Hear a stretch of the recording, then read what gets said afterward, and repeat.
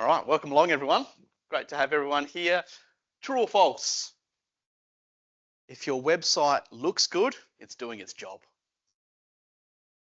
If only it was that simple, right? The reality is looking good is just one small component of your website's effectiveness. It's so much more than that. It's the way that it makes your customer feel when they're on your site. It's the way that it navigates. It's the way that it functions. It's the ease of use which makes your website effective. Think about the last time you landed on a website that you just connected with, that it just felt right. It was easy to use. The information that you wanted was readily there. You didn't have to go hunting for anything. It just connected with you. It was like it was made for you. There was little aspects of the website which were playful and exciting, but it didn't detract from the messaging.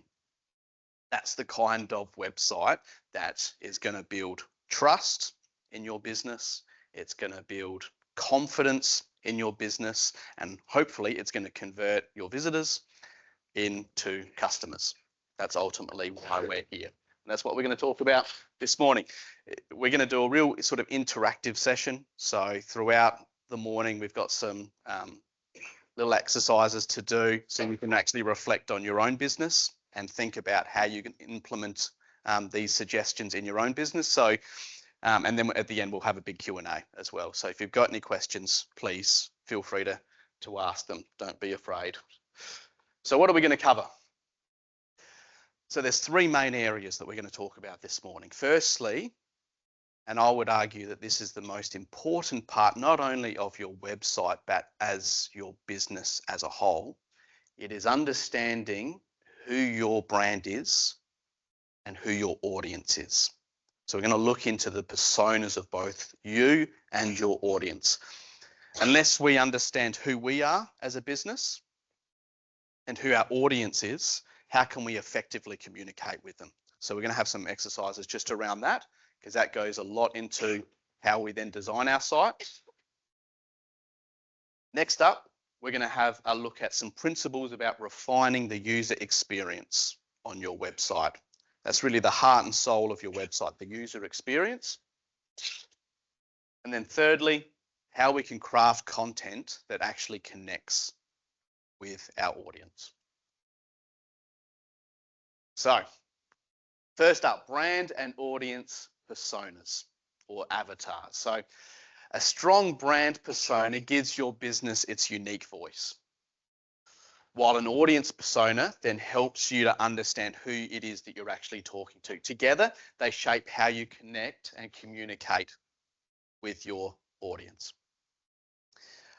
Without knowing who you're talking to and what their unique needs are, their desires are, what they're looking for, it's impossible to be able to communicate effectively with them. So let's have a bit of a look at understanding who we are. You've all got pens and paper, hopefully. I want you to think about you as a business. What do you want to be known for? What are your non-negotiables as a business? What are your values? What is your brand promise? And what change do you want to make in your industry? Don't need to answer all of those questions, but just think about them and get an idea of what are your core values as a business? What sets you apart from everyone else? And now, this is where it gets the real nitty-gritty. This is what I want you to write down and think about. Have a minute or two to think about this. If your business was a person, who would it be? What would they be like? Give your business a personality. Now, a lot of the time that reflects who you are, but it might not necessarily be the case. So write down the type of person your business would be. Are they someone that is standing up in front of an audience, talking and inspiring people? Or do they feel more comfortable in a group setting, collaborating with people? Are they uber professional, always suit and tie, hair perfect, speaking well? Or are they a bit more of a, down to earth larrikin? Throw some jokes around, have beer with mate. Are they like a Russell Coit? Hopefully not. Or are they like a Michelle Obama, someone that inspires? And then when you think about their qualities, the next step is to think about how it then impacts the way that we communicate. So let's say one of the qualities you've written down is loyalty or trustworthy. How does that impact the way that you then communicate with your audience? What sort of messaging would you have to portray that thought of loyalty? How does it then impact the service that you offer? What procedures and systems do you have in place to instill that level of quality, trust in your audience?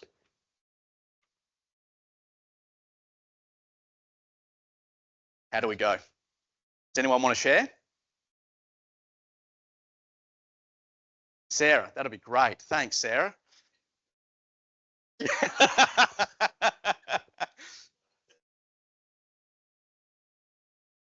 Yep. That's okay. This is where the starting point is. So we want to start with who we are, not what it looks like necessarily, but who are we? Because that's the core of then being able to create from there. All right. So keep going with that and take that away. Brainstorm that when you get back to work. All right. So now that we know who we are, we now need to know who our audience is. Who are we making the website for? What do they need? What are they looking for? Yes. Question. Statement. Absolutely. Yep. We'll do. Yeah. Everyone will get the slides afterwards. So now let's do the same thing, but now to our audience. So a lot of people might have done this in their business already, and they might look at the demographics of who your audience is, like what their age and location is, what their income is. That's good. That's a nice start. But really, we want to look more at this, the psychographics. So what is their personality? What are their motivations? What are their issues right now? What are they trying to achieve? So let's do the same thing. Let's take a minute to create an audience persona.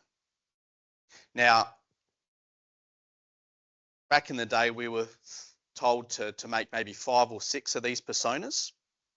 Throw that out the window. We want 30 or 40 of these. We want to get really nitty gritty into who our audience is. We want to understand them completely. So just think about one at the moment. Think about one person that you want to connect with. What are their demographics? But more importantly, what are their psychographics? What are they thinking? What are their needs? What is important to them?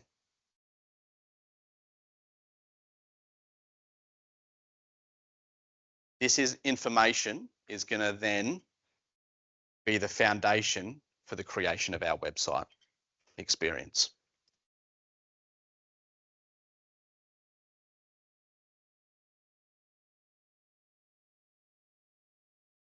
Again, the more insightful you can be in this stage, the better off you're going to be in the later stages.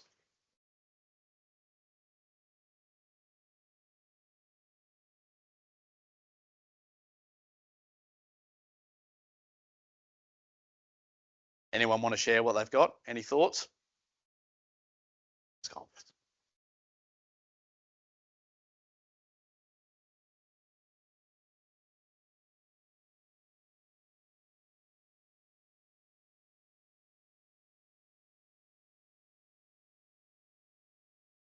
Beautiful.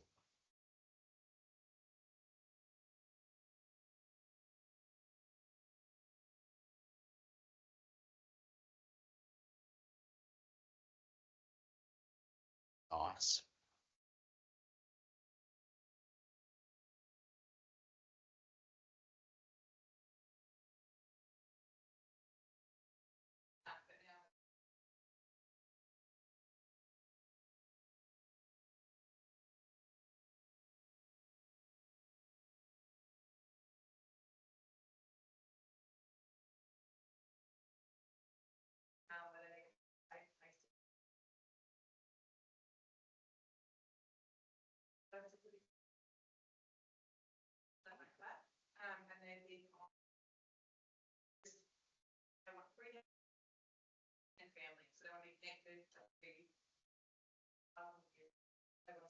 So we've got mono saying days. Nice. So we've got sort of that in there. Yep. But now it's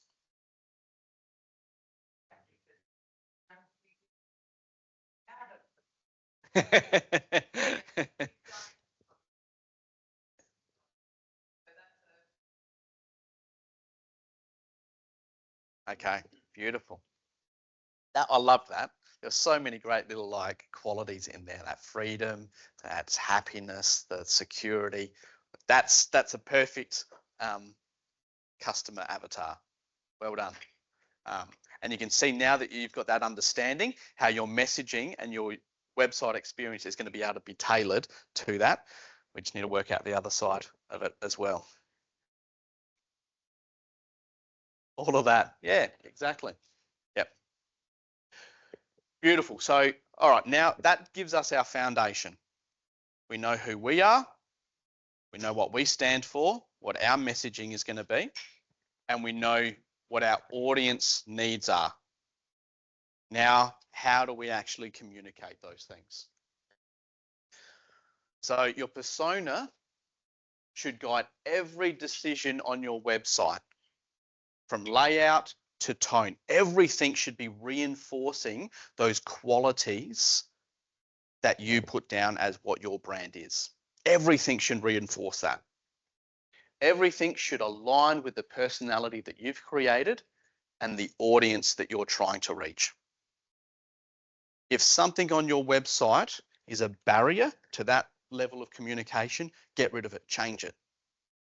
Everything has to flow and tell that same story. Consistency of brand. All right, let's move on to really the heart now of your website. That is the user experience, or as we say in the biz, the UX.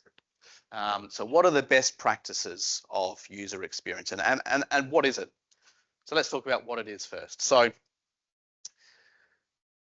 like we said in the introduction, user experience is so much more than just how a website looks. It's how someone feels when they're interacting with your website. Now, a positive UX means that users are able to navigate through your site seamlessly, easily. They can find what they're looking for without frustration, and they can enjoy the process. There's elements that, you know, give them a bit of excitement and delight. It's a joy to actually be on that website. The flip side of that, I'm sure we've all been on a site that frustrates us. It's like, what is going on? You land on it straight away and it's just chaos. You don't know what is actually the message. Everything's trying to compete for your attention. You don't know where to go. It's just chaos. That's bad user experience. So how do we create this good experience? So the first principle is to simplify your navigation. This is so important. Even if we've got a really heavy duty website with a lot of pages, we need to try to find a way to simplify that navigation so there's clear hierarchy and there's a clear system. People can see readily your main sections of your website. See, good navigation is intuitive. Visitors should know exactly where to go without thinking too hard. And they should never have to go backwards in order to go forwards. That is one of the biggest frustrations.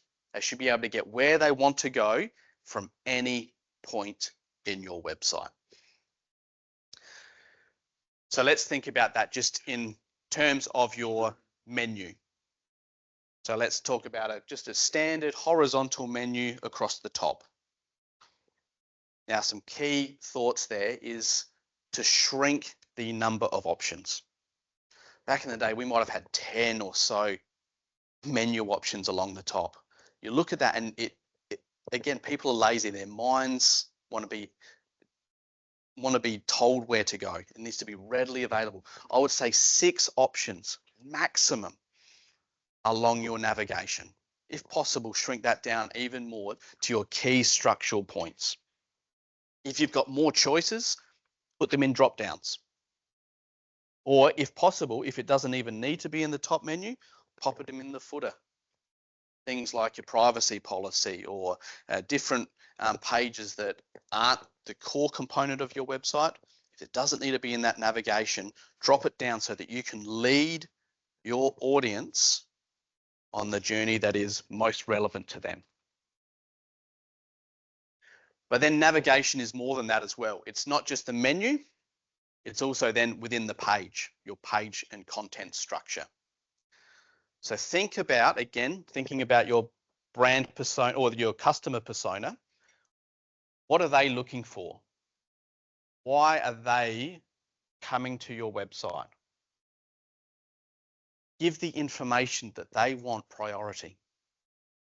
Don't hide the information that they're looking for. Have you got a shop? If you've got an online shop and you want people to buy, that's the reason why they're going. Don't put the buying section down the bottom of the page. Give it prominence. Prime example of this is like food blogs. Man, how frustrating are food blogs? All you want is the recipe. And like you got to go through reams and reams of info to get to the recipe. Give us the recipe. That's good navigation.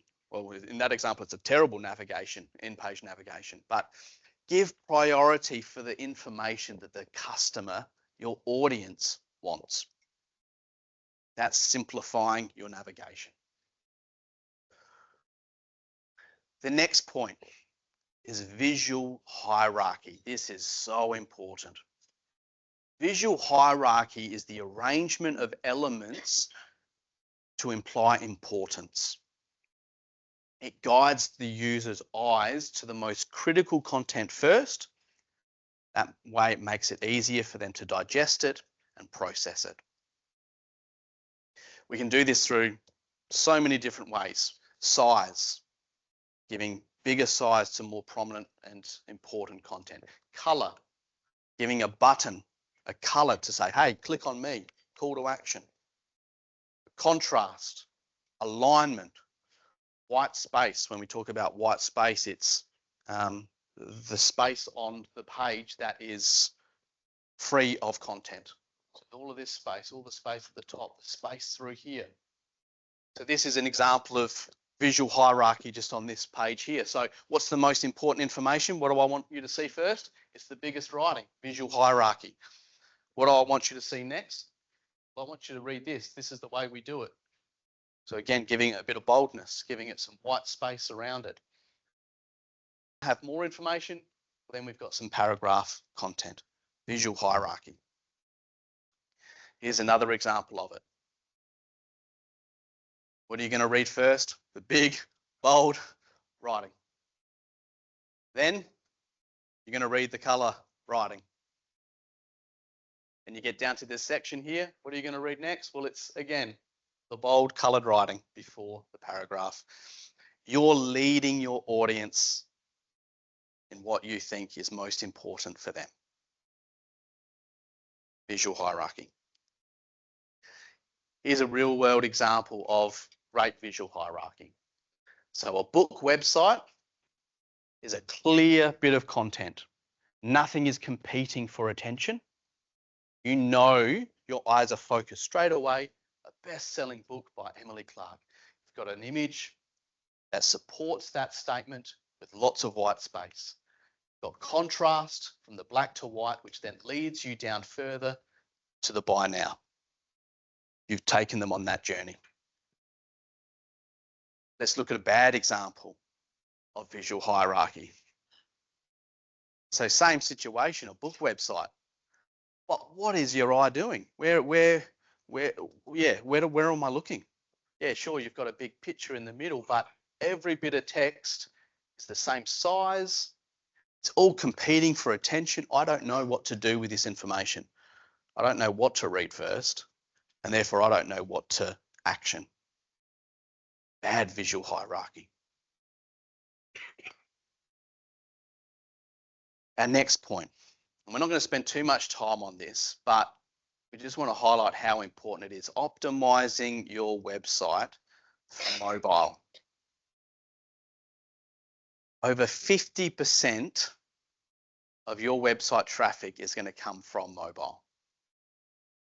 So a responsive design that works seamlessly, gives the same user experience across all devices is now a non-negotiable. It can't be an afterthought. It needs to be a pivotal part of your design process. In fact, Google punishes websites that don't respond well. They don't rank as highly. So getting your user experience seamless across all devices, essential. Let's see how we do that. So again, here is an example of a desktop versus mobile. First thing we notice is the navigation. So we've got a really nice clean navigation on desktop, horizontal. What that does is it changes straight away into what we call a hamburger menu, which is those 3 dashes. You click on that, it opens up to a larger menu. Can you imagine trying to fit all of those options on the mobile? If it was just written out on the top, it would be chaos. It would be so hard to read and it would be so hard to press on the right button. So we change it. Next point, the big title text there, conscious creative. It shrinks in size. It's not the same font size, which would be completely unreadable on a mobile. So again, it's just responsive. It's little things like that. The photos, again, it's easy to see. They're big enough to be able to actually get the importance of. It's giving you the same experience, no matter if you're on the desktop or you're on the website. Essential.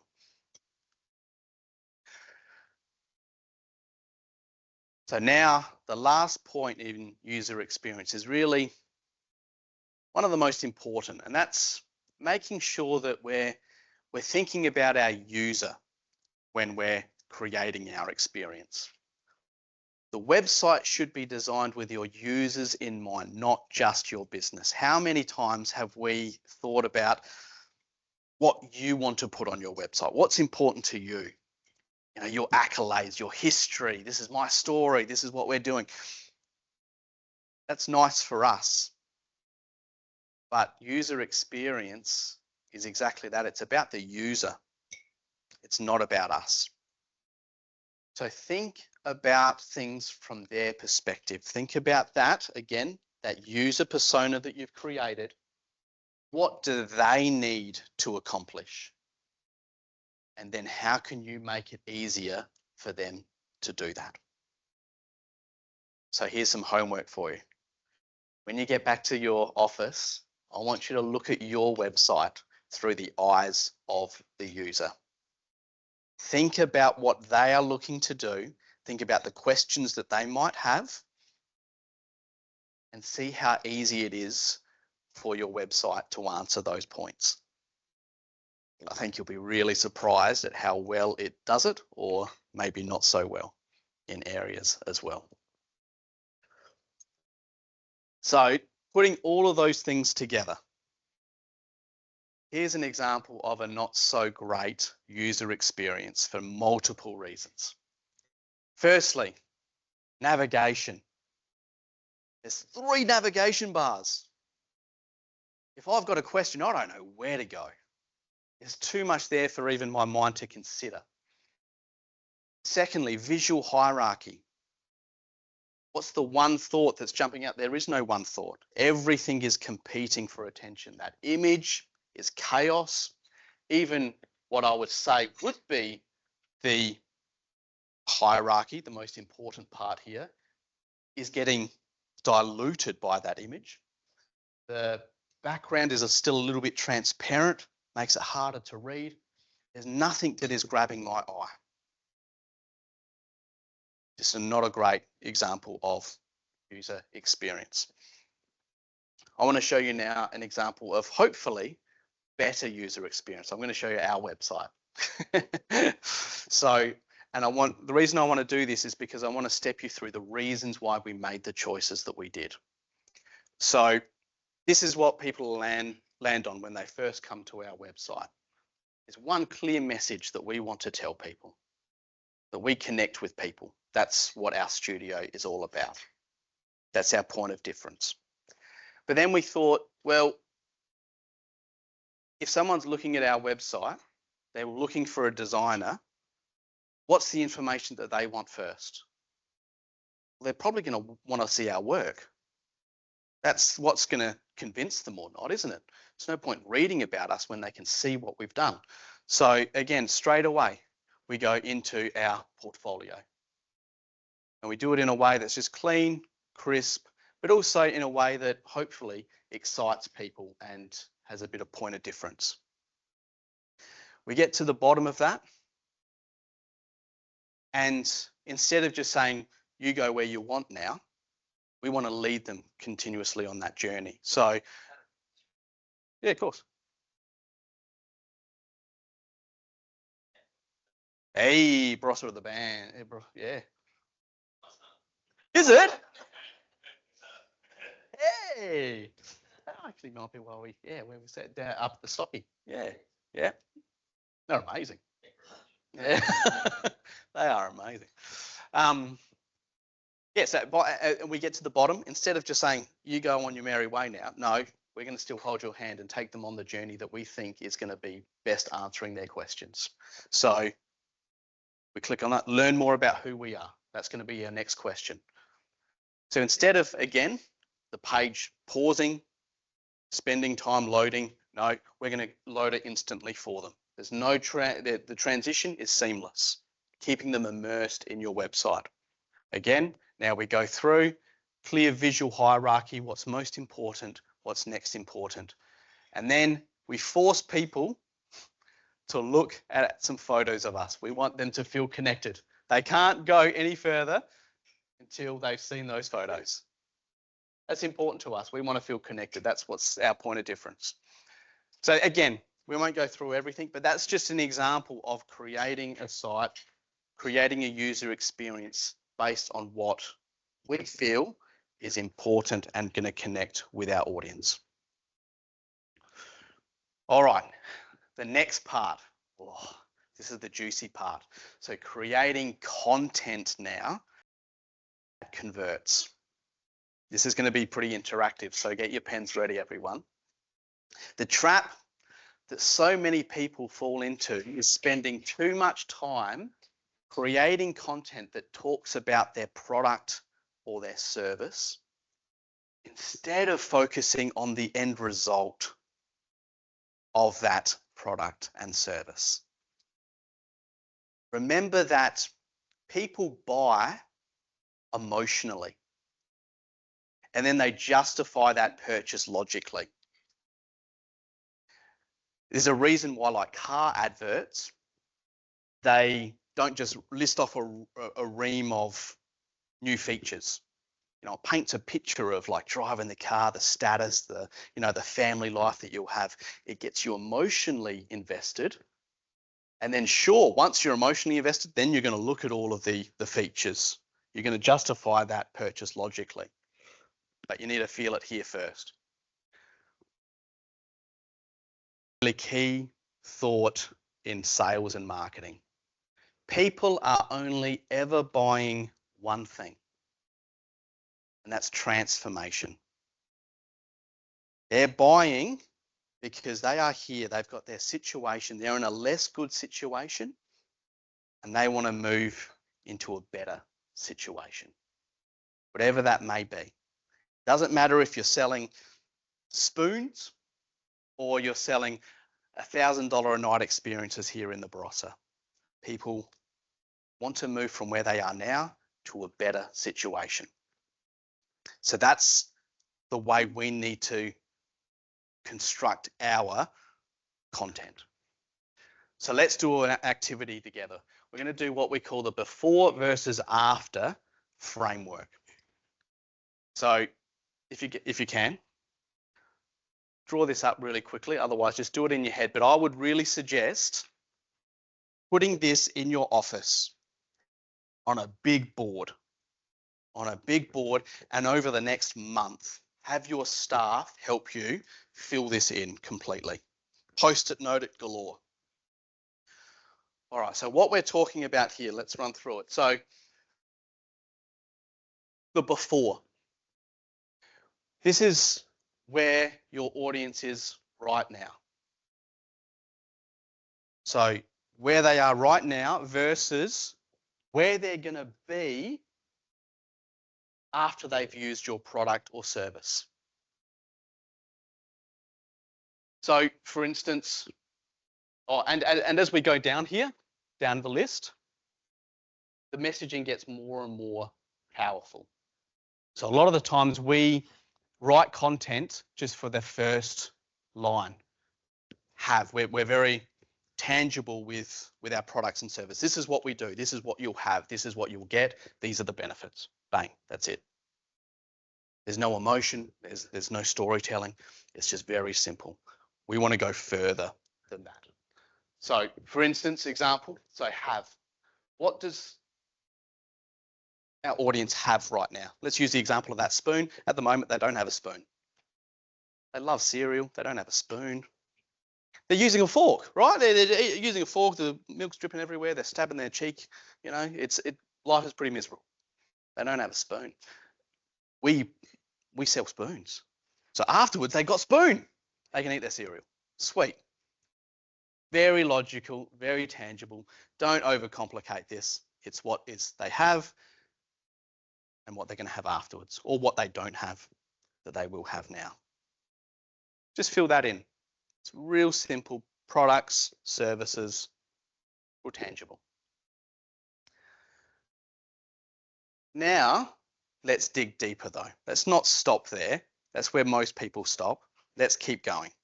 So now we want to talk about how our audience is feeling right now. So again, we've got Foot Doctor in the room. So how is your audience feeling right now? Like, are they in pain? Are they not only in pain, but what does that pain then cause? Maybe they're tired and exhausted. They're worn down because they've been dealing with this pain for months and months. They've lost a little bit of self-worth or self-identity. They can't do the things that they once did because their back is all out, their shoulders are out because they need some work done. Really dig deep into how your audience is feeling. This is empathy. Again, we want to show our audience that, hey, we see you. We understand what your situation is right now. And then we want to use wording that helps them feel like we do understand. But don't just leave them in a state of empathy, then give them hope. Hope is the after. Empathy, hope. And your product is what bridges both of those states. So how are they going to feel now, Foot Doctor, after they've used your service? Well, now there's relief. There's a sense of, hey, I've got my life back. There's freedom. There's empowerment. There's so many great words that you can use to express the feelings that they would be feeling afterwards. And then use your key messaging section to create how you're going to portray that and connect that on your website. And I would suggest, don't just do this yourself.